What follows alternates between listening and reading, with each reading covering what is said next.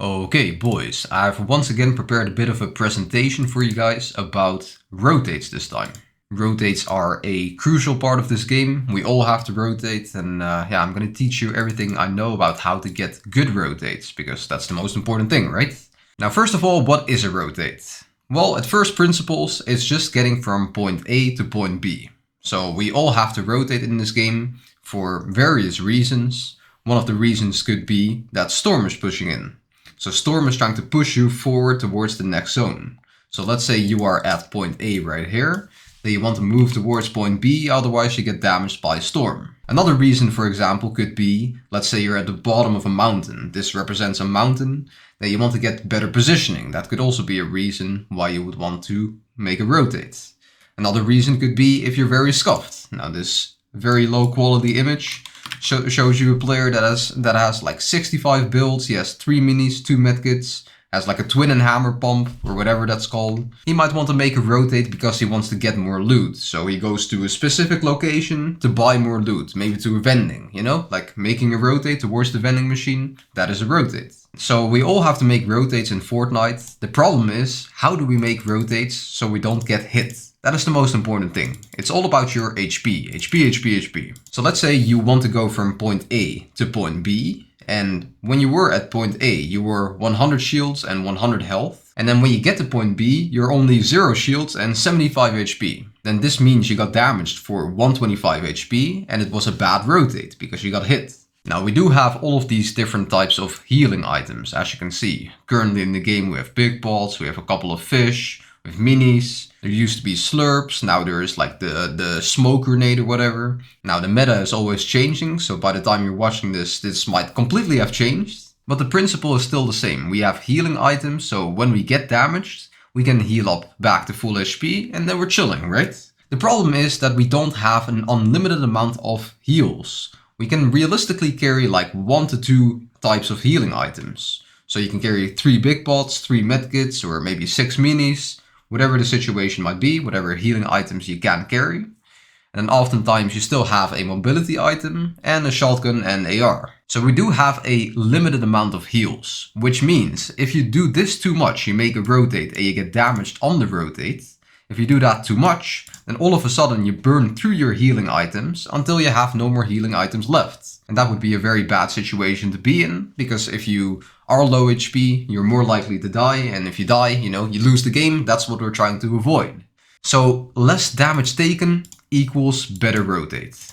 Yeah, the less damage you take, the better the rotate is. All we're trying to do when trying to get good rotates is to try to take the least amount of damage. Now let's talk about distance. This is one way we could take less damage on our rotates. So here I have an example. We are at point A, we're this person right here.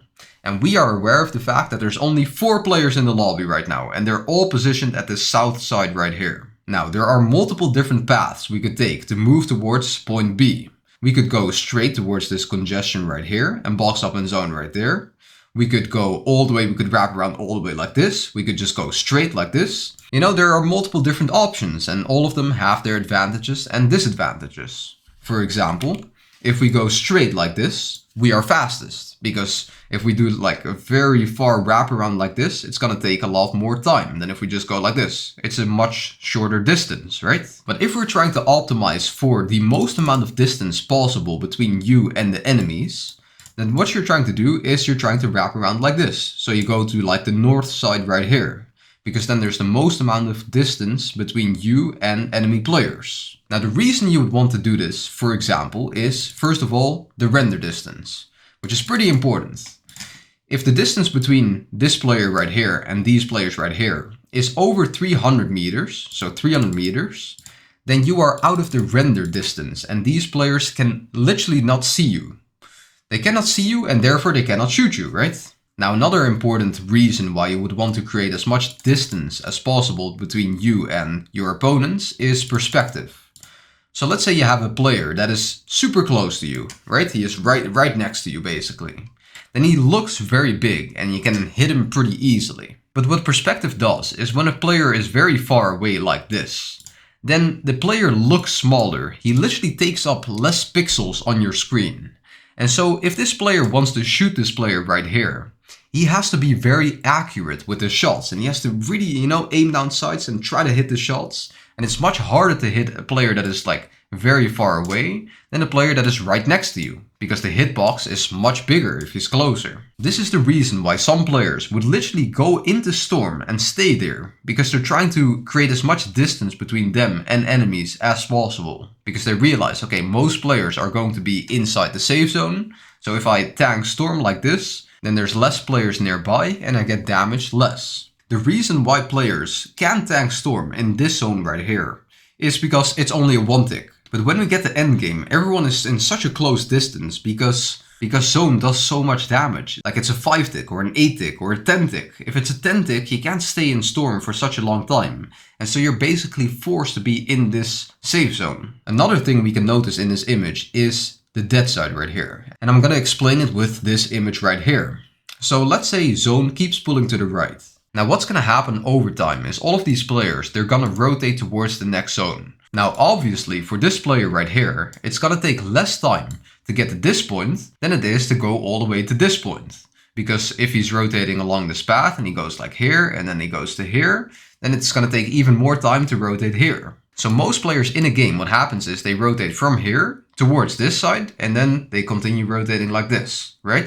The problem is that most players do this at the exact same time. And then when they get to zone, they'll often stay somewhere around here. Because if they are positioned right here, they don't really want to rotate because there's a player nearby and all of a sudden if you make a rotate, this guy can shoot you.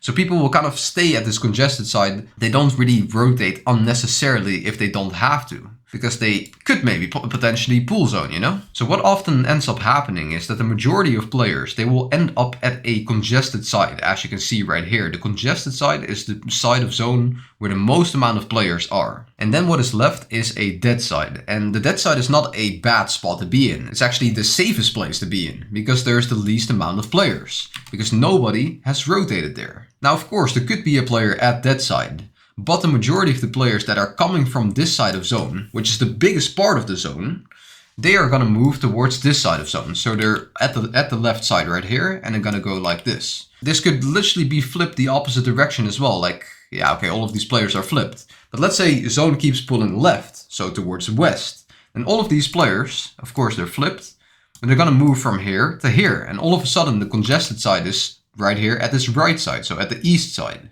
And that is the best explanation I can give about the dead side. The reason you would want to be at the dead side right here is because let's say you are at this dead side, then all of a sudden the distance between you and these players is much bigger. Because if you're at this congested side, there's all of these players around you, because that's what congestion means. If you're at the dead side, there's less players around you and it's easier for you to rotate. Because once again, you might be out of render distance, and also because of the perspective, like you are a smaller target. So it's harder for people to even notice you, and it's also harder for people to hit you if you're far away. That's why you would want to be at the dead side. The dead side is basically the opposite of what happens in final zones, like in endgame. Because in endgame, the distance between you and other players is super low. Like you're so close to everyone else and everyone can see you basically. And so that is basically the opposite of the dead side right here, where there's nobody around, nobody is close, and everyone is very far away. Now, a very important note is you cannot shoot what you cannot see. So there's 2 players right here, and the distance between them is 50 meters, right? These players can see each other.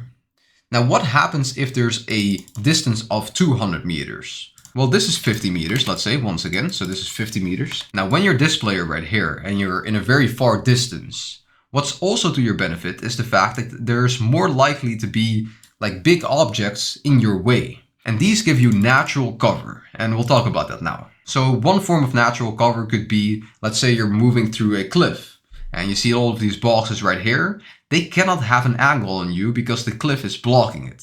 So when you're rotating like this, maybe you're even smaller like this, they cannot see you because you're in this cliff right here. If you were in the open, if you were on top like this, then all of a sudden you're in the middle of these 2 teams and they can have an angle on you. They can shoot you, which you don't want. Now, of course, if someone is standing right at the edge of the cliff, they do have an angle on you. So you have to be careful. Another form of natural cover is a mountain. These 2 players are standing at the opposite sides of a mountain, and so they cannot see each other, and so they cannot shoot each other. And so if this player wants to make a rotate, he can kind of make it for free, because this guy cannot shoot him. And the same goes for basically any object like trees, like rocks, maybe some buildings, maybe enemy builds as well. Anything that blocks the line of sight. So this red arrow right here, this red line, is basically the line of sight, and it gets obstructed by these objects. Now we do actually have to talk about building, because building is one way for you to artificially create a blockade for the line of sight. So what I'm trying to say is, let's say these two players are on an even ground, so they can't see each other. There's nothing blocking it. Well, if you build a wall, now there's something blocking it, right? You notice. So your builds, your materials are very useful for your rotates, because if you can build on your rotates like this, you can build walls, then you're blocking the line of sight and you don't get hit. And that's what you want. You don't want to get hit. Now, once again, the problem with your builds and using materials on your rotate is the fact that it is not unlimited. It is a limited resource, just like your heals. If you had unlimited heals, then you could just go out in the open for free. And if you get tagged, you'll just pop another big, you know? But that's not how Fortnite works, because you don't have an unlimited amount of heals. You have to be smart about your rotates by doing things like this, you know, rotating behind a hill, rotating in a cliff where less players can see you. Maybe when there's like something obstructing it, you know, obstructing the line of sight. Or maybe you go to the dead side like this because there's less players around. Stuff like that. You have to make smart decisions, because otherwise you're gonna burn through your heals or your mats. You can also burn through your mats. Like if you have to build all of the time on your rotates, then you're gonna burn through your mats. And if you don't have mats left, then all of a sudden you can't build and you cannot obstruct this path anymore. And this guy has a clean angle on you once again. Now the thing about your builds is that you can easily refarm them.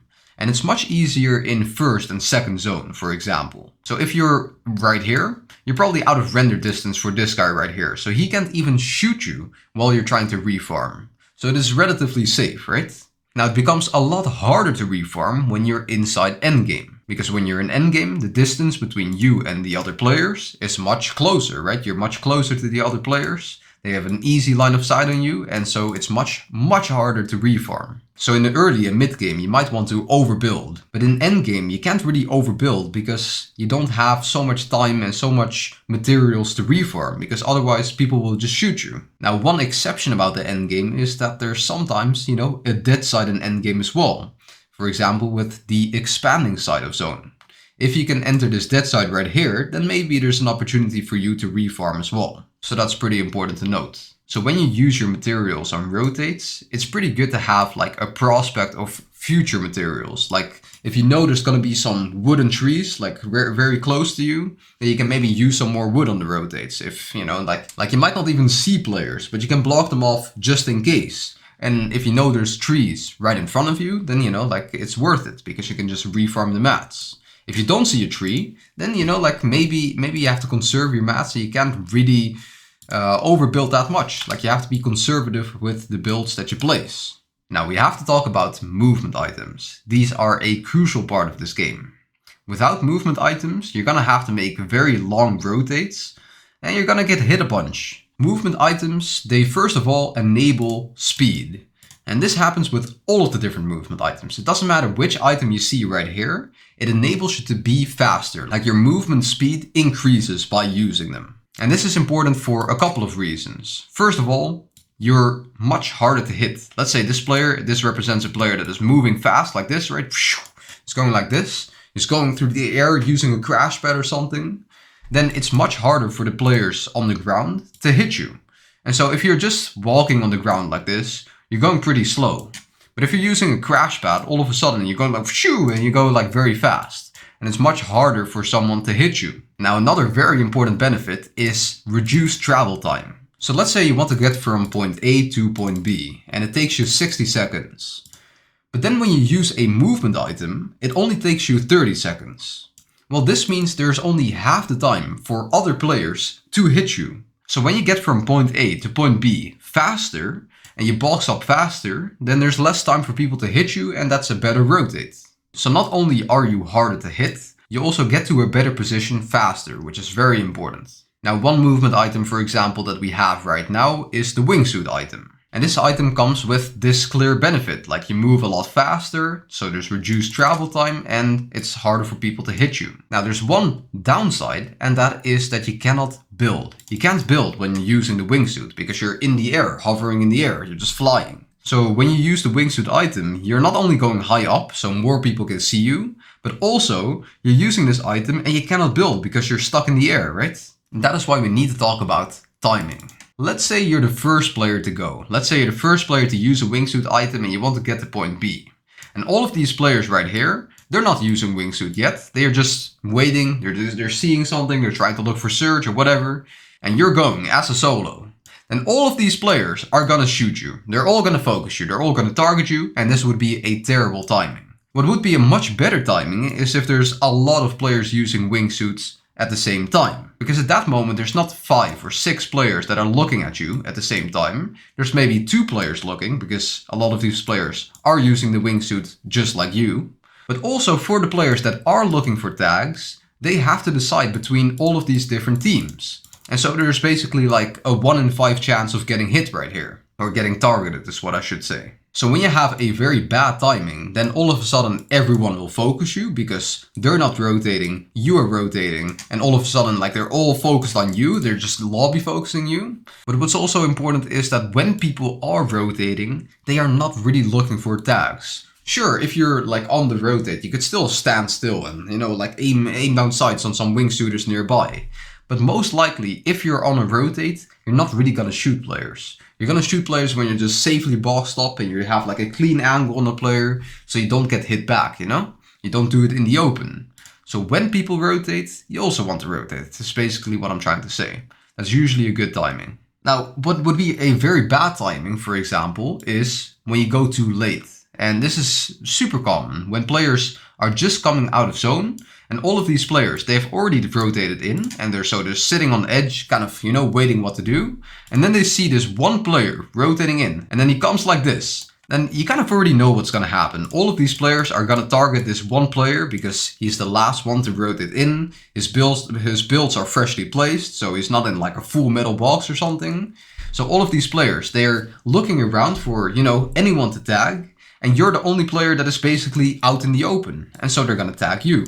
So the rotate from here to here could be very good, but maybe if you do it too late, all of a sudden this rotate is terrible because you're gonna get lobby focused. That is the reason why timing is also super important. Sometimes you want to go early, so you don't be one of the last to rotate. Sometimes you want to go late, so you can go deeper into expanding side or something. It is very situational and you'll have to decide for yourself if you want to go early or not. I think kind of a golden rule for rotates is you should go early if you can go early. So if you see it is free, then you should probably make a rotate early. If you don't, you might get lobby focused like this. But in this situation, for example, you don't want to be one of the first to rotate. You don't want to rotate that early. You want to rotate as early as possible, but not really when everyone else is still like sitting in their box, kind of waiting for what to do, and then like targeting the players that are rotating, you know? You don't want to be the player that gets targeted. Now another important thing is Surge. So when Surge warning appears, or maybe Surge is even active, then players will definitely look for Surge tags and they will try to look for anyone that is basically trying to move.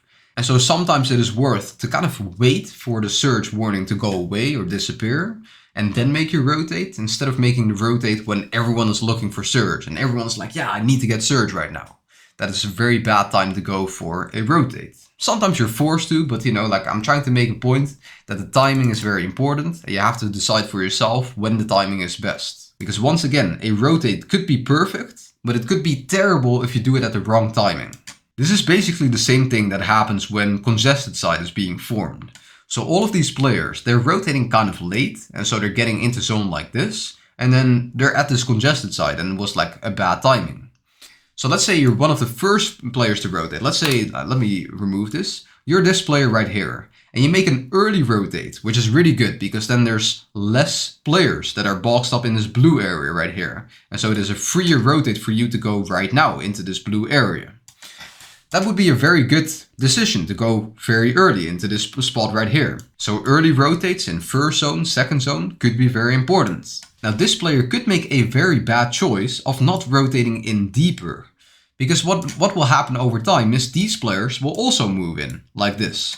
And all of a sudden, if you wait too late, now if you want to make this rotate, you get targeted by this player, and you get targeted by this player, and you're getting pinched. But if you made this rotate earlier, let's say these players were still right here, and you made this rotate early, you go like this, then you tag players as they're getting in like this, for example, and then you make your rotate right now, then when these players get to this point, you are still ahead of them and you're not really like getting damaged that much on your rotate towards this spot right here. And so once again, you basically have to make this rotate like this. If you're at this spot right here, you probably have to make this rotate like this. You could maybe also wrap around, but we won't talk about it now. But let's say you're trying to make this rotate. This is a fine rotate towards, zone. You have to go to zone. But if you do it at the wrong timing, then all of a sudden you're at this congested side and everything is a little bit more scuffed from there. Now let's talk about awareness. And I've already made an entire lesson about awareness, but because it's so important. But let's say we have this situation right here. And there's a player boxed up right here and he wants to make a rotate towards this. Let's say he doesn't notice that there's a player right here on low ground boxed up. And he's just going to edit out of his wall and he's going to make this rotate. But instead of blocking his back, because he doesn't have awareness, he just rotates like this, la la la la la. And then this player opens an edit and he shoots him in the back, right? That's not what you want to happen, because then you get damaged on your rotate. So when you're trying to make this rotate, you first want to scout through your cone and be aware of all of the teams that are surrounding you. The same could happen if you're boxed up like this. Let's say you're boxed up in a single box. There's like a surge base in the distance. Oh yeah, I didn't really make a surge base, but it's fine. There's someone on height and you don't notice that. So you open your edit, you make a rotate, you don't realize that there's a team like on a high layer somewhere looking at you. And then all of a sudden you get beamed and you get damaged. And that's what you don't want to happen. And so if you just scouted through your cone and realized, okay, there's a high ground team right there, then maybe you would just like block your tops, right? You would block your tops and then you don't get hit, for example. Those are some situations where awareness comes into play. I'm not sure why I said it right here, but using the line of sight from height. So this is me and random on height. If you go straight below height, this is what a lot of pro teams do. They rotate intentionally straight below height. So height has a harder time getting an angle on you because they'll often like look at the edges of storm. They can't really look below them that easily unless you do something crazy like me, like opening an edit like this. But most of the time, teams don't really do that. They peek over the edge like this, and then they can only look like to the sides, basically. That's what happens on height. So when you're trying to make a rotate, let's say like here, you don't want to rotate like this because you're not under height, but you want to rotate like straight under height, for example, so that height doesn't really have awareness on you.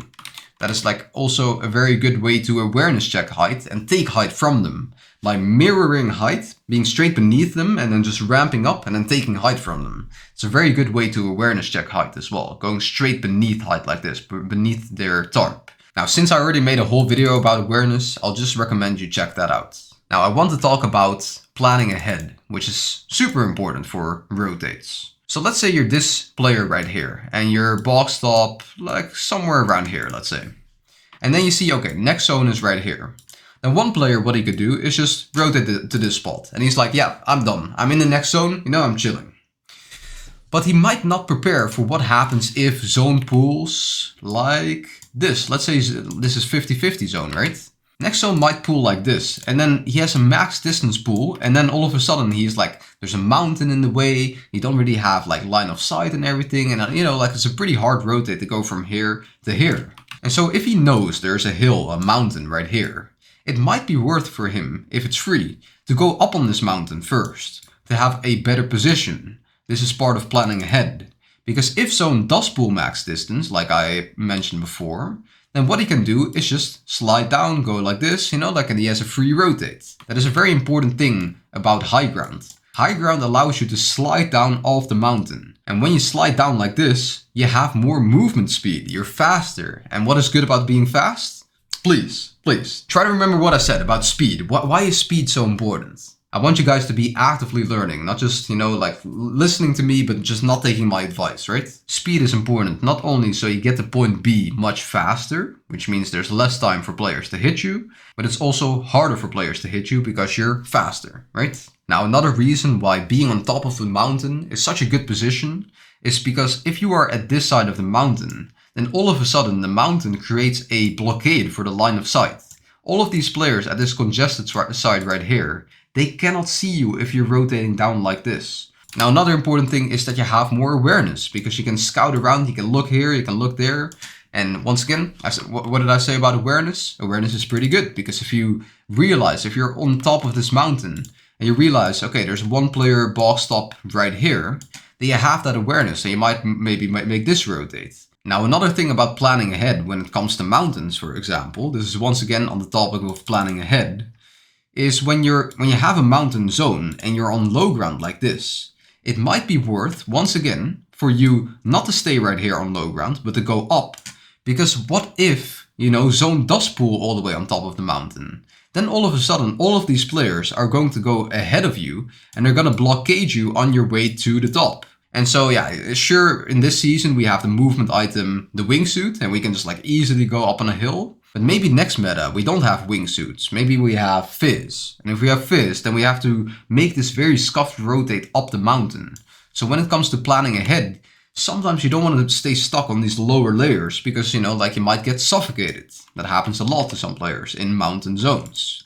This right here, this player being in this position and then realizing that players are coming towards him and then making this rotate early is also a part of planning ahead. So his rotate is much easier. Because if he's at this spot right here and all of these players come like this, then this player, once again, if zone pools max distance, like this, then once again, if this player has a max distance pool like this, he has a much easier time rotating because there's less players around. If he waited for everyone to be here, then all of a sudden this rotate is very scuffed, it's very hard, very difficult. Another thing about planning ahead is, let's say we're in moving zones in endgame, right? Now we're in endgame, this is the safe zone, let's say, and this is where we're trying to go. This is the next zone. And so zone is moving like this, along this, and it's getting smaller. It used to be bigger. It gets a bit smaller, right, as you move. But eventually, these zones will overlap, and you're trying to move with the zone like this. And all of a sudden, zone gets to this point. But instead of rotating in a bit deeper like this, being prepared for wherever zone pulls, because zone could literally pull all the way here, and if you're at the center, you have an easier time to go there. Or zone could go here, or zone could go here. If you're center, you're kind of prepared for all different scenarios. But what most players do is they kind of get stuck on this backside right here. And then zone expands like this, and then all of a sudden, zone pulls far. Zone pulls far like this, and then they're stuck at this backside, and then they're like, oh shit, I have to move all the way here. And then zone starts moving, and they're in storm, or zone is pressuring, and it's difficult. Now, I want to talk about low ground, mid ground, and high ground in endgames, because that is also a form of rotating, like rotating in the moving zones. And so I kind of made a visual presentation of how it kind of looks. So we have a team on low ground, let's say, we have teams on mid ground, and we have a team on high ground, somewhere like this, right? It kind of looks like this. Now, the team on height, they only really have to worry about one side of zone, and that is below them. Everyone is below them, everyone in the lobby is below them, and so they only have to watch out for what is below them.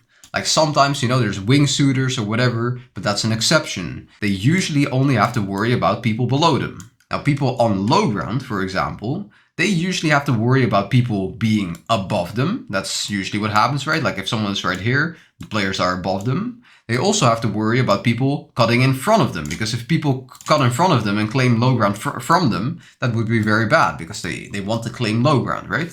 So they have to worry about people being above them. They have to worry about people getting in front of them, and they have to be worried about people coming in the back, basically. Now, let's say you are on a mid-ground layer like this, so you're going like this, and you're making this rotate. Now you have to worry about people being below you, above you, to the sides, behind you, everywhere. So technically, mid-ground is the worst layer to be on. If you could be on low ground or be on high ground, those are the best layers to be on. Now, once again, everything is situational. You cannot take height every game. You cannot take low ground every game. Sometimes you're forced to be on a mid-ground layer. Sometimes mid-ground is just the best layer you could be on. Then one more important thing about endgames and your rotates in endgame is that you don't go through the center of zone. So let's say you're this player right here. You're coming like this. You have to worry about people above you, people behind you, people below you, people on your layer.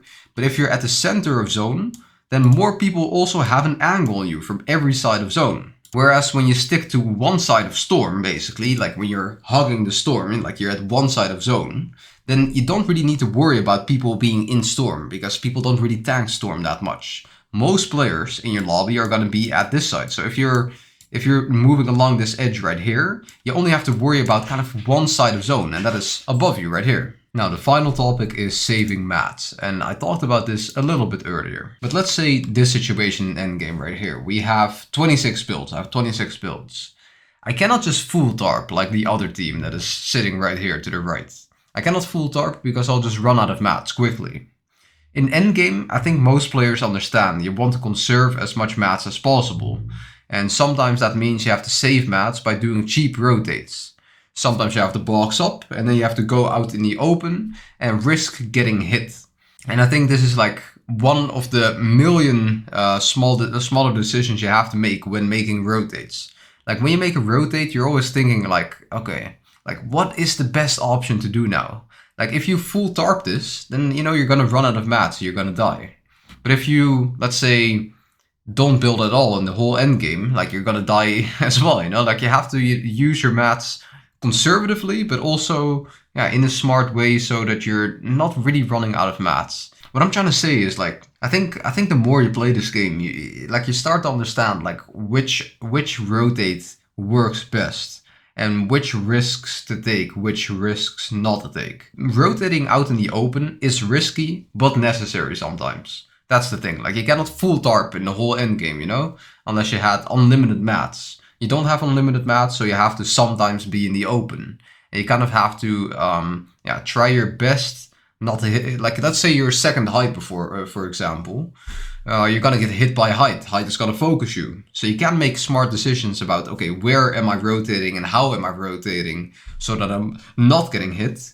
So sometimes, for example, you block your back with like a backward stair, but you don't like full tarp behind you or something. Like sometimes you build wooden walls behind you. Sometimes you have to build metal walls behind you. Stuff like that. Like you have to know when to use your mats and how to use them conservatively. But everything is situational. And I think, you know, like this is actually the best way to learn how to rotate. Getting punished. Because if you get punished on a rotate and you get damaged too much, they will realize, okay, that didn't work, you know, like we should have probably waited because everyone focused us. We got lobby focused. Maybe we actually rotated too late. Maybe we should have gone earlier. For example, with the wingsuits, maybe I shouldn't stay that high up. Maybe I should stay closer to the ground so I can land more quickly and less players can see me. You learn stuff like that by getting punished more often. And so if you play high elo lobbies, high elo scrims, then you're gonna get punished more often on your rotates, and that's pretty important. Because if people in your lobby have bad aim or bad awareness and they don't see you, if they're just bad at the game, then you're not gonna get punished as much. And then what you think is a good rotate is actually a very bad rotate, and you just get away with it because the lobby was easy. If you want to get a mats refresh in endgame, you have to get some kills, right? Like if you get some kills, you get a mats refresh, then you have more mats to play with. So in an ideal situation, you are just so good at fragging out that you just get constant refreshes and you can overbuild all the time, but you also get so many kills so that you can, you know, like replenish your mats so you have mats once again. So if you don't get good refreshes, you have to conserve your mats even more. So being good at getting refreshes is one way to not conserve your mats, but get your mats back. Now, I should probably make a whole lesson about refreshes, and if I haven't already, then you should probably tell me, and perhaps it's already on this page that you're seeing right now in this course. So that's pretty much it for this video. If you have more questions, you can let me know, and keep grinding, boys. I hope you learned something. Peace.